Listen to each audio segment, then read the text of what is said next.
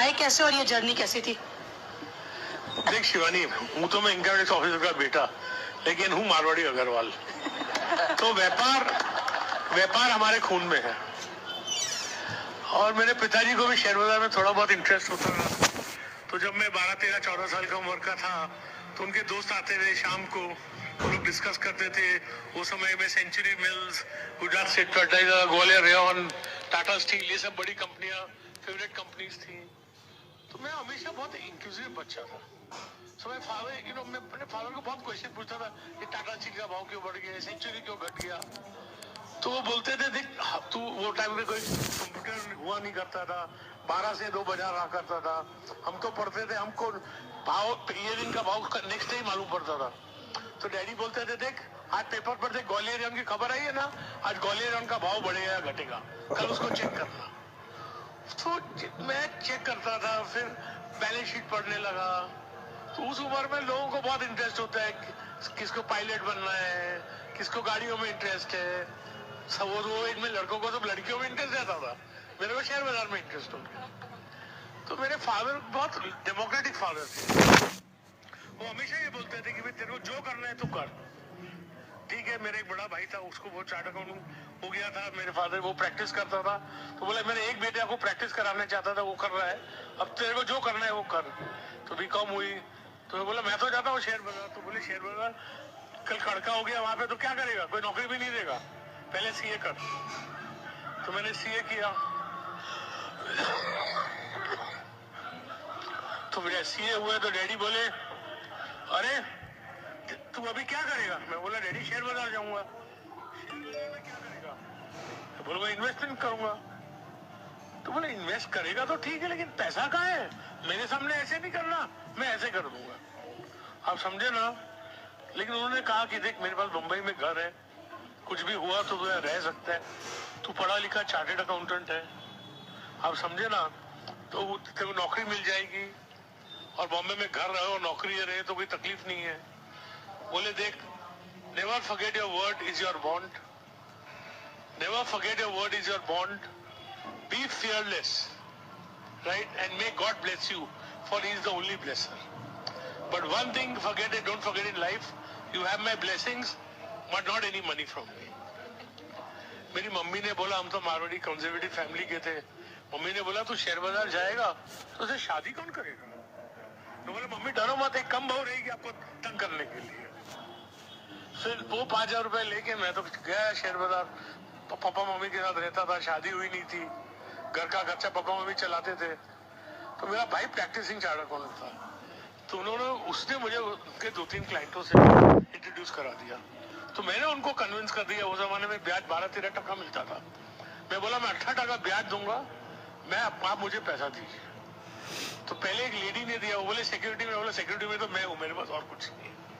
तो बोली ठीक है, मैं तुम्हें 2.5 लाख रुपया दूंगा, पहले 1.25 लाख रुपया ले, उसके शेयर ले, वो शेयर मुझे सिक्योरिटी में दे, फिर 1.25 लाख और दे। तो मैंने वैसे चालू किया।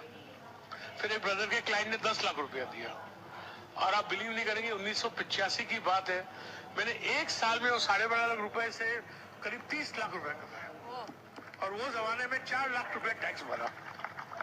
तो ये तो भगवान ने, पिताजी एंकरेज नहीं करते थे, भाई के क्लाइंट नहीं रहते थे, तो मेरे को तो ये सब पैसा वैसा मिलने वाला नहीं था। फिर शादी हुई, 2-3 साल मंदे थे। फिर बहुत कहानी है, जैसा हुआ के शेयर लिए, 25 रुपए में लिए थे मैंने, 65 का भाव हो गया 4 महीने में, 25 का 65। वो जो मैंने 25 लाख रुपए कमाए थे वो सब टाटा पावर के शेयर ले लिए, वो लिए थे 150 में, उनका भाव हो गया 1000, तो 2-4 करोड़ रुपए, 2-3 करोड़ रुपए हो गए। फिर मधु रनवटे का एक बजट आया, उस समय शेयर बाजार में शेयर सब ऐसे शेयर ठोके कि मालूम नहीं, कोई बॉक्सिंग मैच है, जो बेच दो। और मुझे एक लगता था कि वीपी सिंह थे ठाकुर, लेकिन व्यापारी आदमी थे। He was the man who first abolished estate duty in India, brought down the rates of tax to 60%. तो मुझे लगता था बजट खराब नहीं आएगा, तो मेरे पास जो 2.5-3 करोड़ रुपया था मैंने स्टेक में लगा दिया 1989 के बजट में। और आप बिलीव नहीं करें, बोलूं किसको, और मेरी शादी हुई तो मेरी वाइफ पैसे वाली फैमिली की थी, वो एसी रूम में रहती थी, गाड़ी थी, हमारे पास ना गाड़ी थी, हम तो बस में जाते थे। मेरी वाइफ ने मेरे जिंदगी में आज तक एक ही चीज मांगी है, अपने रूम में एसी कब लगेगा। उस दिन समझिए जब बजट शाम को आता था, बाजार 6 से 9 रहता था, तो 6 बजे मेरी नेटवर्क 3 करोड़ थी और 9 बजे मेरी नेटवर्क 2 करोड़ 20 करोड़ थी। तो मैंने जाके बस एक ही चीज की, रेखा को घर पहुंचा रात को 2 बजे सब डिस्कस वगैरह करके, मैंने बोला रेखा अपना एसी आ गया। और फिर भगवान ने साथ दिया और हमने क्या किया, कभी गलत काम नहीं किया पैसा कमाने के लिए।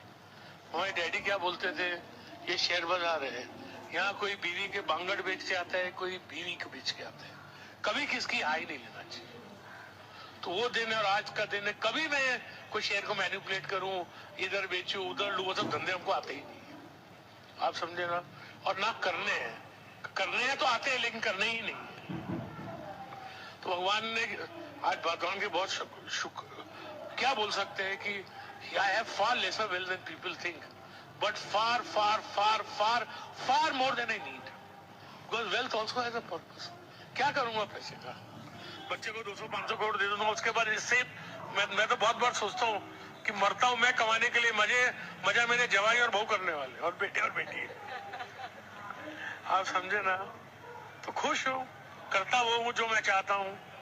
It the wealth allows me to do what I want and I live life by my terms and whatever success I have had, I think patience, hard work, taking defeat with a smile.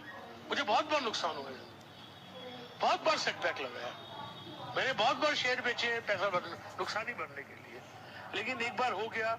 C never be afraid to make a mistake, only make one you can afford so that you may live to make another one. Because if you are afraid to make a mistake, you cannot take any decision. तो मुझे गलती होती है, मैंने company में पैसा लगाया A to Z, मैं 150 करोड़ रुपया खोया उसमें, मैंने कभी उसके प्रमोटर से तेज बात नहीं की। मैंने बोला मैंने उसको परखने में गलती की। अपना डिसीजन के लिए अपने आप को ब्लेम करो, उससे सीखो और भूलो उसको। क्या बात है।